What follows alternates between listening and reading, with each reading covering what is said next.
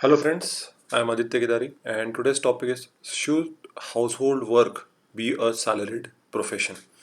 मतलब जो घर पे औरतें काम करती हैं, साफ सफाई, बर्तन मांजना, खाना पकाना, बच्चों का ख्याल रखना, चाय बनाना, डस्टिंग करना, जो भी मतलब हमें पता है कि हमारे घर में हमारी हमारी मॉम हो गई, हमारी वाइफ हो गई, हमारी सिस्टर हो गई, वो सारे लोग ये काम करते हैं।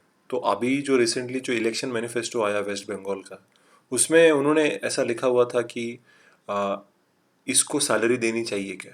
तो चलिए इस टॉपिक पे डिस्कस करते हैं। काफ़ी इंटरेस्टिंग टॉपिक है, रिलेटिंग टू वुमन एम्पावरमेंट भी है इसमें अंदर, चेंजिंग कंटेक्स्ट ऑफ सोसाइटी भी दिखता है। Recent election manifestos had promised various forms of payment to homemakers, thus putting the spotlight on the unpaid domestic work done by women। तो अभी आप यहाँ देख सकते हैं, जैसे मैंने बोला कि कपड़े सुखा रहे हैं, कुत्तों को वॉक करा रहे हैं, बेड लगा रहे हैं, डस्टिंग कर रहे हैं, बच्चों का ख्याल रख रहे हैं, शॉपिंग कर रहे हैं, कपड़े धो रहे हैं। मतलब मैंने इस फोटोग्राफ से आपको एक तरीके से पता चल जाएगा कि कितनी काम, मतलब हमारी फैमिलीज़ में जो हमारी मदर्स हैं, हमारी जो भी लेडीज़ हैं, वो कितना काम करती हैं। और ऑब्वियसली इसके हेल्प के लिए भी हम डोमेस्टिक हेल्प कभी कभी लगाते हैं, काम वाली बाई जिसे हम कहते हैं कि भाई वो कोई कोई बर्तन धो लेगा, कोई बर्तन मांज लेगा, नहीं तो हमारे पास वॉशिंग मशीन होती है। लेकिन फिर भी जॉब नहीं करके पूरा घर संभालने वाले बहुत सी औरतें हैं हमारे देश में। इस चीज़ को हम सैलरी देना चाहिए ऐसे। रिसेंटली जो इलेक्शन मैनिफेस्टो ये होता है कि जिसके अंदर सारा जो पॉलिटिकल पार्टी जो लड़ती है वो बताती है कि भैया हमारे एम्स क्या है, ये हम चीज़ें करने वाले हैं। So these are all the aims what we want to achieve once we, if you vote for us we will do so and so things. तो उसमें से एक ये था कि हम सैलरीज देंगे। तो ये अनपेड केयर वर्क क्या होता है? तो OECD, organisation of economic cooperation, ये जो है OECD, it refers to all unpaid services provided within a household for its members, including care of persons, housework and voluntary community work। तो ऐसे, जैसे मैंने अभी एक्सप्लेन किया सिंपल लैंग्वेज में, बहुत सारी ऐसी चीज़ें हैं जो औरतें करती हैं जो अनपेड होती हैं।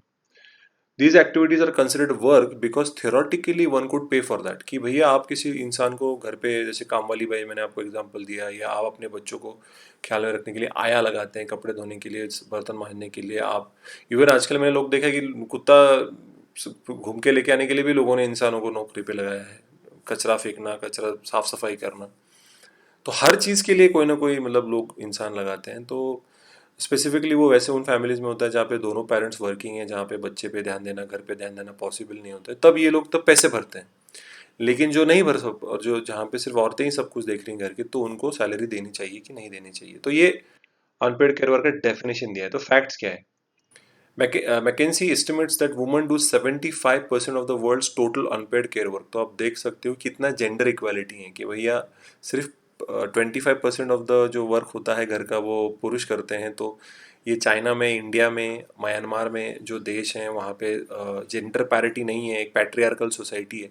वहाँ पे ज़्यादातर देखा जाएगा तो जो पुरुष होता है वो दिन भर काम करता है, तो थक के आता है घर पे, तो ऑब्वियसली उससे कोई एक्सपेक्ट नहीं करता है, और एक कल्चर का एक बहुत इंपॉर्टेंट पार्ट है। लेकिन there are some men who have started, वो कुक करते हैं, साफ सफाई में मदद करते हैं। और लेकिन ऐसा बहुत कम होता है। अगर आपने की एंड का मूवी देखा होगा जिसमें अर्जुन कपूर सारी रिस्पॉन्सिबिलिटीज घर के लिए लेते हैं, and Kareena Kapoor is looking after the world, she is earning, she is getting promoted and stuff, वो जा रही है देश विदेश। लेकिन नॉर्मली ऐसा नहीं होता, हेल्प करते हैं, लेकिन इट्स नॉट दैट कि वो ही सब कुछ घर का देखते हैं, वो घर पे बैठे हैं और नौकरी नहीं कर रहे हैं। ऐसे बहुत कम लोग हैं, बहुत रेयर लोग हैं। The economic contribution of woman is 17% of India GDP, जो बहुत ज़्यादा कम है, ग्लोबल एवरेज से आधा है। मतलब आप समझ सकते हो कि इंडिया की सिचुएशन में बहुत सारी औरतें, देखिए ये एक वेस्टर्न आउटलुक है, ये मुझे समझ में आ रहा है, क्योंकि ऐसे मैंने खुद देखा है कि some of the women who are working as homemakers, housewife नहीं कहूँगा, या क्योंकि होम मेकर में मम्मी आती है, वाइफ आती है, सिस्टर आती है, सब आती है, तो they do it by choice also, कि नहीं मुझे मेरा बच्चे के पास ख्याल रखना है। मैं लॉट ऑफ माई फ्रेंड्स कि नहीं, मैं अगर जॉब करने जाऊंगी तो मेरा मेरा बच्चा मेरे से अटैचमेंट कम हो जाएगी, I can not give the responsibility of my kid to some other person, unknown person. या ग्रैंड पेरेंट्स के बाद भी रखना भी सही बात नहीं है, कि अभी उनकी उम्र हो गई है तो उनके उनसे एक्सपेक्ट करना कि आप ध्यान रखो। अनटिल अनलेस इट्स मैंडेटरी कि पैसा कमाना ही पड़ेगा, उसके सिवा नहीं चल सकता घर, तो दोनों पेरेंट्स काम करते हैं। नहीं तो अगर ऑप्शन हो तो नॉर्मली मैंने देखा है कि ऐसा होता है, एटलीस्ट मेरे फ्रेंड सर्कल में, मेरे जान पहचान में। You might have a different interpretation, आपका इंटरप्रिटेशन आप कमेंट सेक्शन में ज़रूर बता सकते हैं, लेकिन ये बढ़ना चाहिए, ऐसा ऐसा मानना है। तो even high court, woman are chef, woman CEOs, wives, mothers, finance ministers and house wife, कि घर के एक फाइनेंस मिनिस्टर होता है कि घर का सारा हिसाब किताब सब वही रखते हैं, ये सच है, कितना खर्च हुआ, कितना रह गया है और कितना सेविंग करना चाहिए। So now India has slipped 28 places to rank of 140 in the world economic forums global gender gap. तो हमारे देश में जेंडर गैप बहुत ज़्यादा है। There are homes where woman want to work, woman want to go out, they want to educate themselves, और उनको नहीं दिया जाता, वो गलत है। अगर स्त्री की खुद की चॉइस है, अगर she herself want to stay at home, then that's a different option. लेकिन ज़बरदस्ती से नौकरी छुड़वा रहे हैं उससे, ये गलत बात है। Let her do what she wants to do. क्योंकि अगर अदर वे राउंड देखा जाएगा, तो अगर पुरुष घर पे बैठता है कि नहीं मुझे जॉब नहीं करनी, मैं घर संभालता हूँ, और औरत अगर काम करे, तो वो भी उस ऐसे पुरुष को भी बहुत अलग नज़र से देखा जाता है कि बीवी का खाता है, बीवी के पैसे से खाता है। तो ऐसे बहुत सारे फैमिलीज है जहाँ पे wife is earning more than the husband, so what, family as a unit is functioning properly, वो ज़्यादा इंपॉर्टेंट है। लेकिन या पैट्रियार्कल सोसाइटी, मेल ईगो, जो माइंडसेट है वो अभी धीरे धीरे कम हो रहा है, लेकिन पूरी तरीके से खत्म नहीं हुआ है। सोल्यूशन क्या है इस चीज़ को? देखिए, जो भी गवर्नमेंट पॉलिसीज बनाएगा, वो पॉलिसी जेंडर इक्वालिटी होनी चाहिए, equal pay for equal work. ठीक है, सबसे इंपॉर्टेंट है कि सारे औरतों को सारे अलग अलग जॉब्स में अपॉर्चुनिटी मिलनी चाहिए। एक्यूरेट डेटा कलेक्शन, देखिए कि बहुत बार डेटा गलत होता है, डेटा कलेक्ट ठीक से करते नहीं है। वो कई बार ऐसी भी होती हैं औरतें कि जो घर भी संभालती है और थोड़ा उनका सोर्स ऑफ इनकम भी होता है, डेटा एंट्री जॉब्स करेंगी, home based work from home करेंगी, बेकरी का एक होम बेस्ड बेकरी चलाएंगी। तो ये छोटी छोटी चीज़ें, ये कैलकुलेशंस में गलती हो जाती है, कई बार कैलकुलेशंस में गलती होती है। तो डेटा कलेक्शन बहुत ज़्यादा इंपॉर्टेंट है, क्योंकि उसके बेस पे ये पॉलिसीज बनेंगी जो कि जेंडर इक्वालिटी बेस्ड रहेंगी। Reduce unpaid care work by investment in physical infrastructure. देखिए, आप अगर washing machine, mixer, fridge, dish washer, ऐसे अगर आप इंफ्रास्ट्रक्चर पे डेवलप करोगे, तो औरतों का जो फिजिकल वर्क है वो कम हो जाएगा। Then they can invest their time into something like educating themselves, doing some work. अगर ओके भी वॉशिंग मशीन का जो सभी लोग अफोर्ड नहीं कर सकते, वॉशिंग मशीन सभी लोग, डिश वॉशर तो बिल्कुल नहीं, बहुत कम, मैंने देखा ही नहीं। तो ऐसी चीज़ें हैं जो मिक्सर का भी बहुत, क्योंकि मसाले बनाना। तो अगर फिजिकल इंफ्रास्ट्रक्चर इंप्रूव करेंगे आप, तो औरतों का काफ़ी जो काम है, जो फिजिकल वर्क है, वो कम हो सकता है। दे can invest that time in something more productive. ठीक है।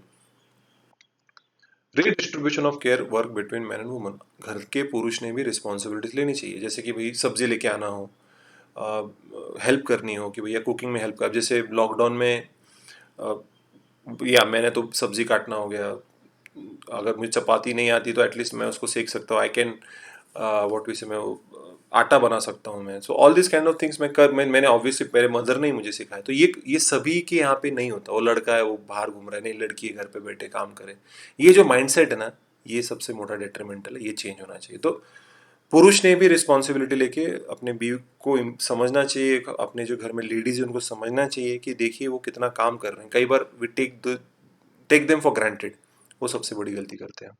Measuring and monetising care work, कि देखिए ये बहुत डिफिकल्ट है, इसको कैसे मेजर करेंगे आप, और सैलरी कैसे देंगे? We can't imagine giving our ladies salaries, like you are giving salary to your mother, your sister, and वो अब प्यार से करती है, प्यार से खाना पकाती है। वो चाहती कि मेरे बच्चे, मेरा पति, मेरे सास ससुर, या मेरे हस्बैंड, वो मेरे हाथ का खाए, उन्होंने कोई काम वाले भाई का हाथ का नहीं खाए। तो ये किसी किसी लड़कियों में ये एटीट्यूड है कि वो प्यार से करती हैं, बहुत सारे लोगों में। करेक्ट। चाहे वो रोज ना कर सके तो कभी होटल में लेके चलो, कभी कभार होटल में चलिए, कभी जोमेटो स्विगी से ऑर्डर कर लो, ये सब आप कर सकते हो। तो ये मैंने मोनेटाइज कैसे करें, ये तो बहुत बहुत बड़ा बड़ा टास्क है। यस। तो ये मेरा स्मॉल अनाउंसमेंट, यूपीएससी की बैच स्टार्ट करने वाले हैं हम 7 जून से। किसी को भी इंटरेस्ट होगा तो they can definitely contact me. I have given my WhatsApp number, मेरा ईमेल आईडी है, यूट्यूब चैनल का मैंने नाम लिखा हुआ है, टेलीग्राम का मैंने भी मेंशन किया हुआ है, एंड फेसबुक का पेज भी है। तो आप कहीं भी मुझे अप्रोच कर सकते हो। 3 से 4 महीने का कोर्स होगा, बहुत अच्छी तरीके से हम कवर करेंगे ऑनलाइन बेसिस पे। तो आप कहीं पे भी बैठे हो, घर में बैठ के आप सीख सकते हो। हम आंसर राइटिंग प्रैक्टिस भी लेंगे, और आपको 2022 के लिए, यूपीएससी की प्रिपरेशन के लिए आपको अच्छी तरीके से प्रिपेयर कर लेंगे। उसके साथ ही साथ I am also going to launch MPSC batch. ठीक है। तो guys, this was the topic today. Thank you. अगर आपको अच्छा लगे तो डेफिनेटली लाइक करिए, शेयर करिए, मेरे चैनल को सब्सक्राइब करिए। तब तक I am Aditya Kedari, signing out. Thank you.